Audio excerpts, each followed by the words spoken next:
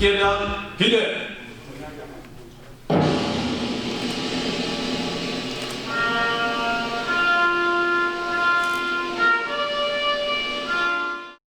오늘 이렇게 합술 세미나에 서울, 경기, 인천에 훌륭하신 우리 임원분들하고 또 전국에서 지부장님들 다 오셨고 또 우리 추진위원님들 이렇게 열정을 가지시고 참석을 해주셨고 또 우리 일부 지회장님과 대의원님들 이렇게 뵙고 직접 인사를 드리게 되니까 참 새삼 고맙게 생각이 듭니다. 오늘도 이 얘기가 나오는데 참전 기념일을 고역제 전화하고 날짜를 약속을 해서 보훈처에 올렸습니다.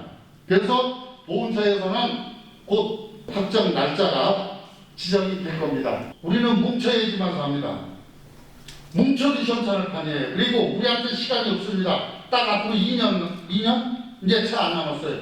2년 안에 우리가 힘을 합해가지고 제가 지금 구상하고 있는 전투수당에 대해서 특별법을 만들어서 우리가 그 명예를 찾고 권리를 찾아야 됩니다, 여러분.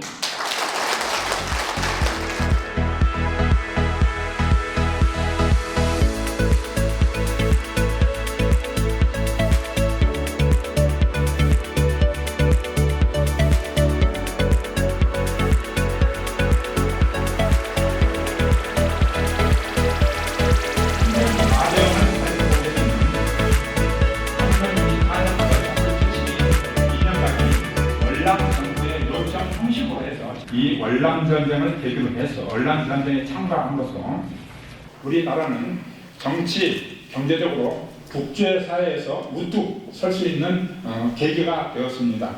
그럼에도 불구하고 조국을 떠나서 먼 베트남까지 가서 목숨을 바쳐가지고 싸움에도 불구하고 돌아와서는 홀대를 받는 그런 처지에 있고 지금 월남 참전 유공자에 대한 보상이 또는 복지가 굉장히 낮은 것으로 이렇게 평가가 되고 있습니다. 국가보훈이라는 것은 국가를 위해서 희생한 정신을 갖다가 후대에 계속 이렇게 전승이 되도록 해야 되는데 그렇지 못한 실정이 되겠습니다. 따라서 본 연구에서는 참전 56주년을 맞이해서 월남 파병의 역사를 한번 되돌아보고 그리고 뜻깊은 4년 후가 60주년이 되게 되는데 60주년을 준비하는 차원에서 이 발표를 하게 되었습니다. 국가보훈처에 대한 위상이 일단은 높아져야 됩니다. 영국과 미국 같은 경우에는 국가 유공자, 그다음에 전쟁 참여자, 우리로 좀 그 범위를 좁히자면 월남 참전 유공자에 대한 복지 예우나 건강 서비스, 주거 서비스를 총괄하는 것이 국방부입니다. 그래서 국방부이기 때문에 이 국방부에 대한 예산을 별도로 가지고 있어서 해외에 참전하고 있는 용사들에 대해서 정신건강 서비스, 그다음에 재가복지 서비스, 그다음에 소중에 대한 것들을 진행을 하고 있거든요.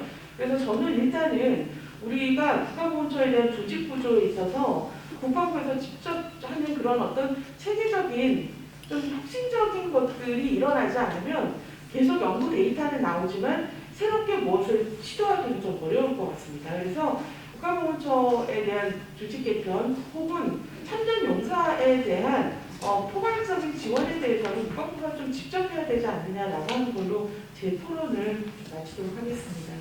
참전 유공자분들, 유교 참전 유공자분들과 월남전 참전 유공자 나이를 합산한 평균은 약 78세에 가깝습니다. 굉장히 지금 연세들이 높기 때문에 지금 현실적으로는 사회서비스 보장보다는 소득 보장 강화가 필요하게 되고 소득 보장 강화가 필요하게 된다면 여기에 대한 각각의 제도 간 정합성, 제도 내 정합성이 필요하다고 생각합니다. 국제 비교를 봤을 때는 우리나라의 보훈제도는 다양한 대상을 다 털어가고 있기 때문에 국제 비교를 통해서 근거를 갖기보다는 아까도 말씀드린 각각 제도 내에서 어떤 합의적 과정, 그다음에 제도 간에서는 보훈처가 각 부처 간과 같이 이렇게 논쟁 토론할 때 객관적인 증거를 할 수 있는 어떤 그런 자료들을 수 있는 어떤 다양한 연구들 그리고 이런 토론회들이 필요할 때 이런 을 통해서 좀 더 효과적 효율적인 그런 방안을 지금 마련해야 될 때이고 그런 기간들이 그렇게 길지 않다고 저는 생각합니다. 우리나라의 보훈 대상의 범위가 다른 나라에 비해서 얼마나 넓은지를 알 수 있습니다. 굉장히 많습니다. 많다고 하는 것은 눈에 안 띌 수 있습니다. 신경 쓸 게 많으면 신경 안 써야 되는 건 안 씁니다. 못 씁니다. 그래서 여러분들 필요한 목소리를 내시고 요구도 하시고 이럴 필요가 있습니다. 지금까지 매 국회 때마다 이 관련 법안이 제출되고 그렇게 지금까지 결실을 못 이루고 있는데 어쨌든 좋은 결실 앞으로 있기를 바라고요.